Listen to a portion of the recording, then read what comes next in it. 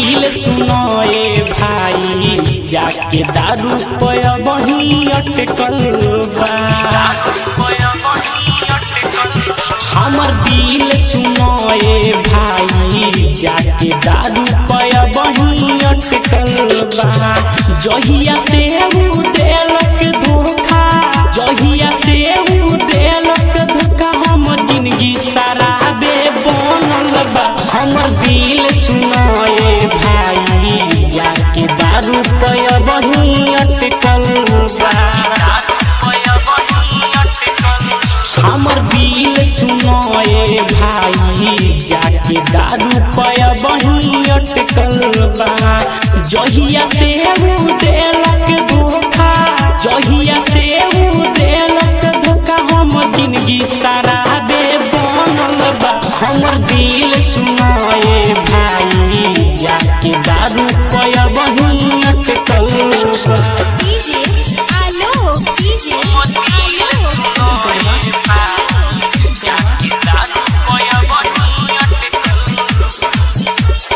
पहले नजर में का जाने रानी कोई सो रोगे लगा दिहलू।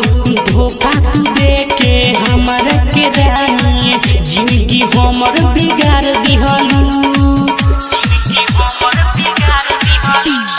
पहले नजर में का जाने रानी कोई सो रोगे लगा दिहलू। हमरा के तू धोखा दे के जिंदगी हमर बिगाड़ दिहलू।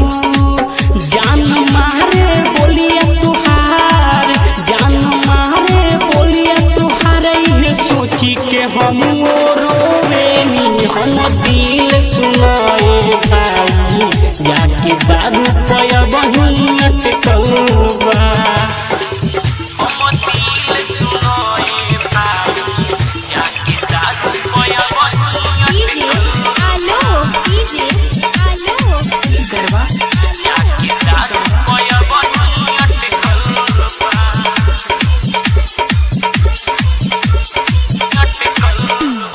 जान से ज्यादा चाहनी तोहके करत रहनी प्यार हो।